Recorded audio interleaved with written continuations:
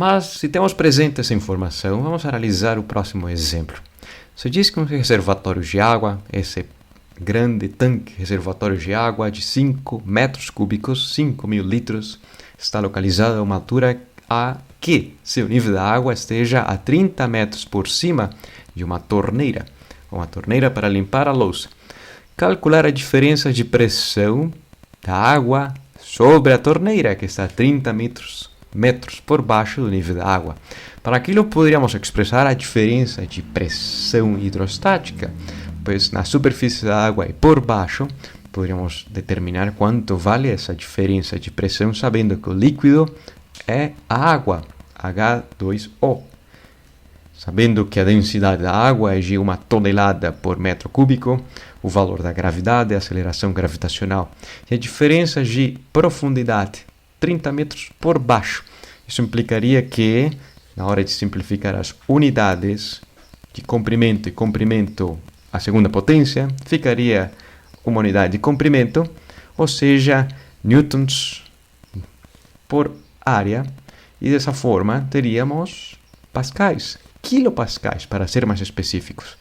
Quão grande ou quão pequena seria essa diferença de pressão? São unidades que não são palpáveis ao nosso dia a dia, mas sim, há uma que conseguimos pelo menos mexer nos postos de combustível para encher os pneumáticos das bicicletas, dos caminhões, ou dos carros, ou das motocicletas. PSI, libras de pressão por polegada quadrada. Se uma libra de pressão por polegada quadrada equivale a 6,894 quilopascais, ou 6.894 pascais, poderíamos expressar essa informação como sendo esse número que se oprime, que se marca na máquina, próximo a 43 pascais. Próximo a 43 PSI. Se conhecemos essa informação, já sabemos como equipará-la, pois um carro enche seus pneumáticos com 30, 33, no máximo 35. Mas há outra pressão que experimentamos no nosso dia a dia, a pressão atmosférica. Em breve veremos de onde surge esse número. Mas uma pressão atmosférica é da ordem de bares. 1, e um pouquinho, ou em quilopascais, 101,3 quilopascais. Dessa forma, diria-se que a diferença de pressão da água que sai pela torneira a mais da pressão atmosférica é equivalente a quase 3 pressões atmosféricas a mais, dada essa profundidade de 30 metros. Conhecendo essa informação, agora já é um pouco mais palpável, pois essa que experimentamos todos os dias, não todos os dias essas unidades PSI, mas quem tem veículo, que tem bicicleta, enche o pneumático justamente no posto de combustível, digitando algum número. Se o próprio meio está imerso, o próprio líquido está imerso e experimenta a pressão atmosférica, imerso numa atmosfera de gás, diria-se que a pressão total sobre a torneira será equivalente à pressão atmosférica mais a diferença de pressão causada por essa coluna de água a 30 metros de profundidade. Nesse caso particular, a resposta completa, a pressão total absoluta sobre a torneira, será equivalente à pressão manométrica, obtida mediante a diferença de profundidade, mais a pressão atmosférica, um valor adicional e, portanto, um pouco maior que a pressão calculada anteriormente. Se a pressão é manométrica, que dispositivo usamos para mesurá-la?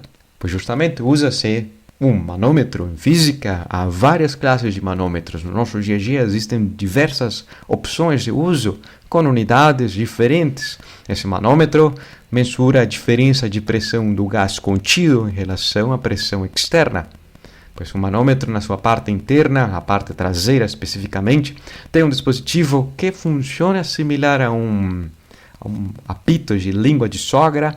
Quando o gás ou fluido entra nesse dispositivo, tende a alongá-lo e, por ser rígido, ou por ser uma estrutura de uma determinada rigidez, puxa esse sistema mecânico que está conectado a esse ponteiro e permitiria, com esse tabuleiro, observar a diferença de orientação e associar a uma medida justamente de pressão manométrica.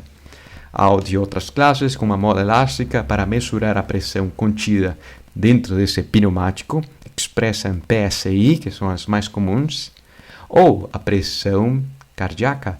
Qual deveria ser a pressão do sangue, sabendo que é uma bomba natural, o coração, que ejeta, bombeia por todo o nosso torrente sanguíneo o sangue, mas observe nas unidades, milímetros de mercúrio. Por que tem que ser milímetros de mercúrio e não esses anteriores, ou essa daqui, PSI? Para responder a essa pergunta, devemos analisar justamente como mesurar a pressão atmosférica. E uma das primeiras tentativas sucedidas para obter essa informação foi feita mediante um recipiente, um tubo cheio de mercúrio, que é altamente tóxico aos seus vapores, vertido sobre um recipiente com mais mercúrio, não deixando vácuo na parte superior, nem uma bolha de ar, completamente vertido, fechado e aberto na parte inferior, e observaria-se que há um equilíbrio dessa coluna de mercúrio, criando-se um vácuo na parte interna, cuja diferença do nível do menisco do mercúrio em relação a esse pote é equivalente a 760 milímetros de mercúrio, ou 76 centímetros. Foi uma experiência bem-sucedida, realizada por primeira vez pelo evangelista Torricelli, um físico e matemático italiano, e em honra a essa contribuição chamaria-se a outra classe de unidade de pressão como equivalente a um torr, ou o que equivale a 760 milímetros de mercúrio, a pressão atmosférica, pois o ar esmaga também essa superfície, a pressão atmosférica esmaga essa superfície de mercúrio, equiparando a pressão que faz essa coluna de mercúrio a essa profundidade, 760 milímetros de mercúrio se estivéssemos ao nível do mar. Ou seja, que a pressão atmosférica associada à pressão dessa coluna de mercúrio, com uma dada densidade, uma coluna de mercúrio que tem uma altura de 760 milímetros de mercúrio ou uma fração de 1 metro. Simplificando as respectivas unidades e operando na multiplicação, observa-se que uma pressão atmosférica é da ordem de 1 bar, ou seja, que uma pressão atmosférica é grande, mas estamos desenhados biologicamente para suportá-la. 1,013 vezes 10 à quinta potência pascais, ou também expressa como 101,3 quilopascais. E em virtude a esse líquido com uma altíssima densidade, 13,6 vezes maior que a densidade da água, existe um dispositivo que na enfermagem usa-se para mensurar a diferença de pressão do nosso organismo em relação ao ambiente externo, a atmosfera, chamado de esfigmomanômetro, um dispositivo que funciona enchendo uma cavidade, onde está sujeita ao braço de quem seja o paciente, e observando que a coluna de mercúrio aumenta para equiparar a pressão desse gás que está sobre uma pressão maior em virtude dessa pequena válvula, dessa pequena bomba, observando que a pressão sanguínea é da ordem de 100, 110 para uma pessoa saudável. Esse experimento funciona da seguinte maneira, o desenhado por Torricelli.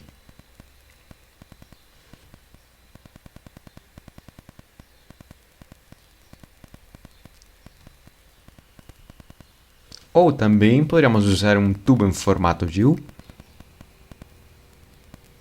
onde a diferença da coluna do líquido está associada à pressão da outra cavidade, na outra extremidade. Por exemplo, um balão está enchido, mas tem uma pressão que é capaz de observar-se aqui com essa diferença dos níveis desse líquido, dessa água com corante. A pressão dentro do balão é equivalente à diferença da altura dos meniscos da água, ou simplesmente um recipiente fechado que se esquenta, apresentando uma classe de transformação do gás, de tal forma que seja isocórica, aumenta a pressão à medida que aumenta a temperatura, mas se a água está fria, a pressão diminui à medida que a temperatura diminui e registra-se aquilo nesse manômetro em formato de U, que é o mesmo dispositivo que se usa para a construção civil, para levar o nível de um local para outro, sabendo que o terreno não está completamente plano, nivelado. Poderia se marcar com uma mangueira o nível a uma determinada altura, e onde estaria esse mesmo nível se uma pessoa por baixo de uma colina deseja fazer uma estrutura completamente horizontal, onde deveria estar essa mesma altura. Dessa forma, desenha-se um deck, um suporte, as casas sobre colinas. A maneira mais primitiva de fazer isso é com uma mangueira, sem deixar bolhas de ar na sua parte interna. Poderíamos tentar analisar o próximo exemplo. Suponha-se que existe uma coluna cilíndrica de área A, como se observa nessas duas imagens, composta por água e a outra de mercúrio. Equiparam ambas colunas à pressão atmosférica ao nível do mar, sabendo que a densidade da água é de 10 a terceira potência 1.000 kg por metro cúbico e a densidade do mercúrio de 13.000 kg ou 13.600 kg por metro cúbico. Quão alta deverá ser a coluna de água? Se pudéssemos fazer um experimento similar ao experimento de Torricelli, com uma coluna de mercúrio, em vez de mercúrio com água, qual deveria ser o tamanho dessa coluna de água para equiparar à pressão atmosférica? E, portanto, se ambas têm a mesma área, ambas deverão ter o mesmo peso. Quão grande deverá ser a altura dessa coluna de água? Para responder essa pergunta, podemos deixar de lado essa imagem e impor a condição de equilíbrio, pois se uma estrutura é uma balança, o mesmo peso que está à esquerda será equivalente ao peso da coluna de água da direita, e o número 2 fará referência ao caso da água. Independente da gravidade, implicaria que o equilíbrio da pressão será equivalente, independente se estivéssemos no planeta Marte, sobre a superfície da Lua, ou em outro astro ou em outro planeta, com um valor gravitacional diferente. Ou seja, que as massas ou fluidos poderiam expressar-se em relação às áreas vezes a dimensão da coluna, da sua altura. Independente da área, poderíamos simplificar essa informação e mostra que a altura ou a razão entre suas densidades será expressa com base à altura do mercúrio e tendo presente a altura da água completamente independente do tamanho de quão pequena, quão grande seja essa coluna cilíndrica, sendo expressa mediante a razão entre as densidades.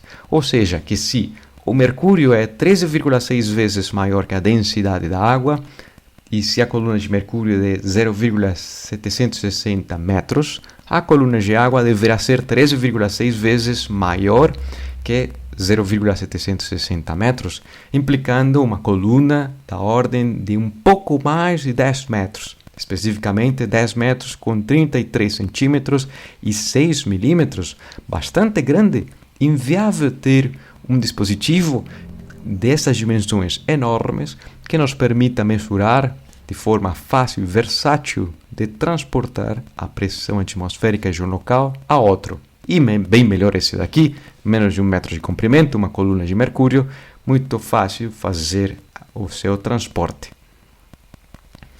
Mas de ser assim uma coluna de água de 10,33 com 6 milímetros de altura equivale à pressão atmosférica, porque as bombas não conseguem succionar a água sobre um poço artesiano que tem uma profundidade de 40 metros. Qual seria o limite de profundidade se a bomba esteja sobre a superfície? A resposta está relacionada justamente com a pressão atmosférica, pois o que faz a bomba de água é diminuir a pressão para que essa coluna de água seja elevada, mas não conseguiria diminuir a pressão para valores negativos. O mínimo que poderia fazer é zerar a pressão, e a coluna que equipara a pressão zero, justamente a pressão atmosférica, é equivalente a 10,336 metros de altura, ou seja, que a máxima profundidade na qual conseguiria succionar esse fluxo de água seria essa informação. 10 metros com 33 centímetros e 6 milímetros. Não teria como succionar água a 40 metros de profundidade. Mas um peixe poderia se deslocar de um local para outro com essa estrutura simples. Parece uma ponte. Parece uma ponte de um aquário para outro, sabendo que a diferença da altura desse recipiente até a parte superior não chega a 10 metros de altura. Não criaria um vácuo. É o princípio por trás dessa injeção que usa-se para fazer café com essa cafeteira específica, chamada de cafeteira italiana, ou tem outros nomes particulares, onde enche-se de água, na hora de pôr fogo aumenta a pressão desse gás, desse ar contido na parte interna. O acréscimo de pressão faz que a coluna de água seja injetada de baixo para cima, percolhe o café, faça a limpada mediante o coador e saia por essa torre a infusão de café, como se observa na imagem da direita, pronta para ser bebida e degustada. Um café quente é bom a toda hora. Vamos a fazer outro exemplo, o exemplo número 4. Determinar a altura da coluna de água para equiparar o peso do elefante de 4,5 toneladas de massa. Se existe esse elefante pequenininho, nessa imagem muito pictórica, sobre uma plataforma que tem 0,8 metros quadrados, qual deveria ser interconectada com uma mangueira bem sujeita o tamanho da altura dessa coluna de água, desse cilindro que tem uma área bastante pequena em relação ao caso anterior, 40 vezes menor. Mas qual deveria ser o tamanho dessa altura da coluna de água para equiparar ao peso que age do elefante sobre essa plataforma que está sujeita a esse pistão, a esse cilindro, seria um êmbolo dessa área dada. Ou seja, que a força sobre a superfície, a pressão causada pelo peso do elefante, será equivalente à pressão causada pela coluna de água à direita. E nesse caso particular, para o elefante ou para a superfície 1, diria-se que seria o peso E, o peso do elefante, mais a pressão dessa coluna de água de tão só 10 centímetros. A essa profundidade de 10 centímetros, a densidade da água terá que ser equivalente ao peso causado pela massa de água da direita sobre a superfície do cilindro da direita, rotulada mediante o número 2. Implicando que seja independente dessa informação do tamanho da área, poderíamos expressar à direita a pressão hidrostática a essa profundidade, equiparável à pressão que faz a massa de água a essa profundidade de 10 centímetros e o peso do próprio elefante. Poderíamos expressar a área, ou poder-se expressar essa área como sendo um fator comum ao primeiro elemento e para o segundo elemento. Simplificando do segundo, teria-se que a pressão da coluna da direita será equivalente à pressão hidrostática da coluna da esquerda, mais a pressão que faz o elefante sobre essa superfície. Simplificando a gravidade, observaria-se que esse fenômeno é independente por completo da gravidade do planeta, da Lua ou do planeta Marte, onde estejamos fazendo esse experimento. Onde se esteja fazendo esse experimento com um valor de gravidade diferente, o resultado continuará sendo o mesmo. Portanto, a coluna de água à direita deverá ser expressa em função da coluna de água da esquerda, justamente os 10 centímetros para equiparar a pressão hidrostática, mas um restante a mais para equiparar toda a pressão que causa o peso desse elefante distribuído nessa superfície, dada que a densidade do fluido é a água. Implicando que a coluna de água da direita deva ter 90 metros a mais em relação aos 10 centímetros que já tinha para equiparar esse pistão da esquerda. E por que acontece isso? Por que poderíamos assegurar que justamente essa massa de água da esquerda, com o elefante na parte superior desse pistão, equipara toda essa coluna de água? Pois justamente a resposta está associada com a incompressibilidade do próprio fluido, nesse caso, do próprio líquido da água. Um gás se consegue esmagar e, portanto, diminuiria seu volume, aumentando sua pressão. Mas sobre esse líquido, fazendo força e mais força e mais força, não se consegue diminuir seu volume. Muito pelo contrário, mantém-se constante e a pressão aumentaria de aumentar a força exercida. A esse princípio tão simples, se formos aplicá-lo para dois pistões com áreas diferentes, interconectados entre si mediante alguma tubulação bem sujeita que permita escoar parte do fluido da esquerda para a direita, da direita para a esquerda, sem haver vazamento algum, e aplicando uma força 1 sobre essa área 1 e uma força 2 resultante sobre a área 2, em virtude que a 1 está agindo, diminuindo o volume, e esse volume deverá movimentar-se e encher o cilindro da direita, de área 2, teríamos, portanto, que a pressão, independente da sua posição, é equivalente à pressão sobre o pistão da esquerda, que age sobre essa superfície, é equivalente à pressão que age sobre a superfície do pistão da direita. Ou seja, que a força por unidade de área que age à esquerda é equivalente à direita. E se a área da direita é maior que a área da esquerda, então uma área pequena age uma força pequena, uma área grande agirá uma força grande para manter a mesma proporção. A esse princípio tão importante de multiplicar as forças é o que se conhece como o princípio de Pascal. Se consegue multiplicar a ação de uma força pequena, menos intensa, se a ação dessa força é sobre uma área pequena, sobre um pistão interconectado, como o caso dessas duas seringas, uma área pequena, uma força pequena, a consequência será uma força gigantesca, maior, dada essa proporção entre as áreas, só que o deslocamento bastante pequeno, pois a área é maior e o volume permanecerá constante.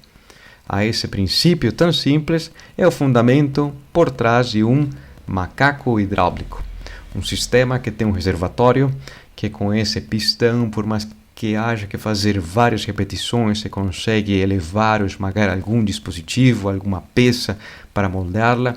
Um fluido que não é água, é um óleo hidráulico, mas de ter uma bomba poderia usar-se em repetições para levar um veículo e poder fazer alguma classe de conserto ou alguma reparação nesse dispositivo, nesse carro. Ou para multiplicar a força, pois quando um veículo está se deslocando em uma grande massa e não temos a força suficiente, como se fôssemos os Flintstones, para parar esse veículo. Deveremos usar ou dever-se-ia usar algum dispositivo que permita multiplicar a ação da pisada, dessa empurrada, desse pedal, para sujeitar os discos dos freios. E sobre esse pistão pequeno, uma área pequena, age uma força pequena do pé da pessoa, que, mediante um sistema fechado, vedado, uma tubulação hidráulica, transfere a pressão causada pelo pedal sobre pistões de área maior, que sujeitam um disco mediante algumas sapatas e uma força bem maior em relação à proporção dessa área pequena, permitindo frear o veículo com segurança. O mesmo acontece com o macaco hidráulico. Por mais que haja que fazer várias repetições, com uma força pequena, se consegue levar um veículo de uma massa bastante notória.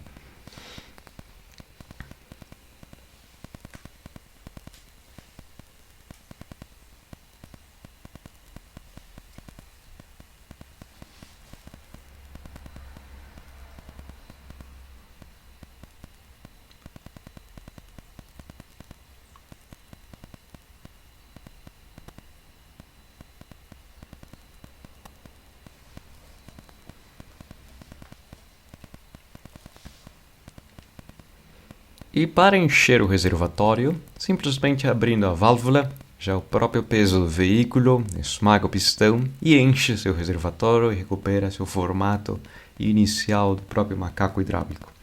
O mesmo princípio está por trás dessas máquinas que têm pistões gigantescos, tem um sistema de uma bomba hidráulica na parte interna que permite levar rochas, material de construção facilmente, sem o uso de equipamentos e engrenagens, simplesmente mediante força hidráulica, multiplicada mediante as áreas desses grandes pistões.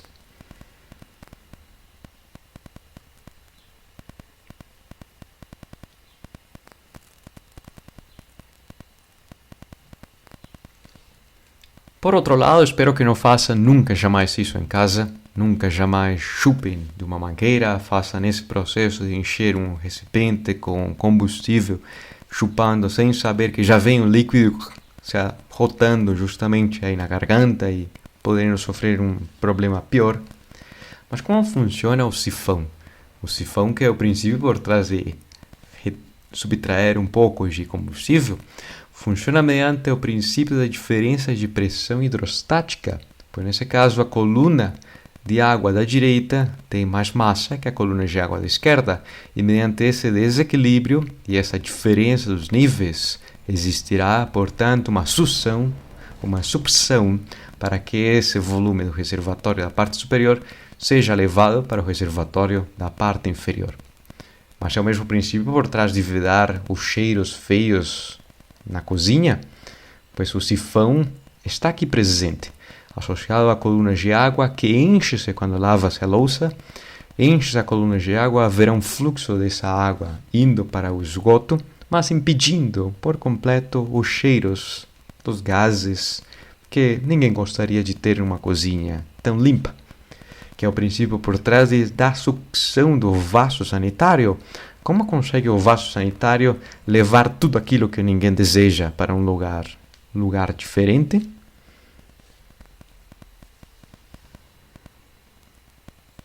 Mediante uma grande quantia de água. Na hora de fazer a descarga, a água contida nesse reservatório enche o vaso. A diferença dos níveis das águas cria um desequilíbrio, portanto haverá um fluxo de água, e desse fluxo de água a essa altura menor haverá um sifão que permite succionar todos os detritos que ninguém deseja ver. O processo continua até parar a injeção dessa água dentro do vaso, e o reservatório necessita estar enchido por completo para ter uma maior eficiência desse processo do sifão. Claro está, os sistemas hidráulicos funcionam de maravilha sempre quando as tubulações não tenham ar. A esse processo de remover o ar é o que se chama como sangria. Tirar todas as bolas de ar de um sistema hidráulico garante que a pressão de um pistão para outro seja equivalente e não haja perca de força, de eficiência no sistema hidráulico para comprimir essas bolhas que pertencem justamente aqui a essa tubulação hidráulica. Haverá de alguma forma que